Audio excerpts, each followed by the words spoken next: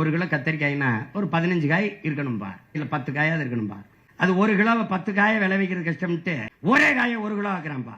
அதான்டா மரபணு மாற்று. அந்த விதையை எடுத்துப்பா, அதுல மரபணுவை மாத்தி முங்குன்னு வந்துருதுப்பா. இப்ப தக்காளிப்பா 2 நாள்ல கெட்டு கீழே போட்டினா டக்குன்னு தெரிச்சிடும். இப்ப தீல கொட்டினா குதிச்சு உனக்கிட்ட வரும், பிடிச்சு விளையாடலாம். ஏன்னு கேட்டீங்கன்னா தக்காளி எடுத்து அந்த விதையை எடுத்து மரபணுவை மாத்தி தவளை கொழுப்பு, இந்த கொழுப்புகளை உள்ள தள்ளிட்டான். அது ரப்பர் மாதிரி ஆயிடுச்சு, கெடாது. ஆப்பிள் எத்தனை நாளைக்கு இருக்கும்? ஒரு அதிகபட்சம் 2-3 நாள் 4-5 நாள். இப்ப 6 மாசம் ஆனாலும் இருக்கும். ஏன்?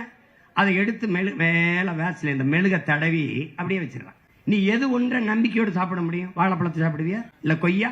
கொய்யானா எவ்வளவு இருக்கு? இவ்வளவு இருக்கும். கொய்யால இவ்வளவு பெருசு இருக்கு, இவ்வளவு பெருசு இருக்கு. கொய்யா மரம் இல்ல, செடி. எல்லாமே மரபணு மாற்றப்படுது.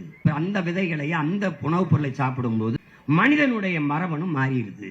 மனிதனுடைய மரபணு மாறும்போது எதற்காக என்ன நோய் வருதுன்னு தெரியாம போயிடும்.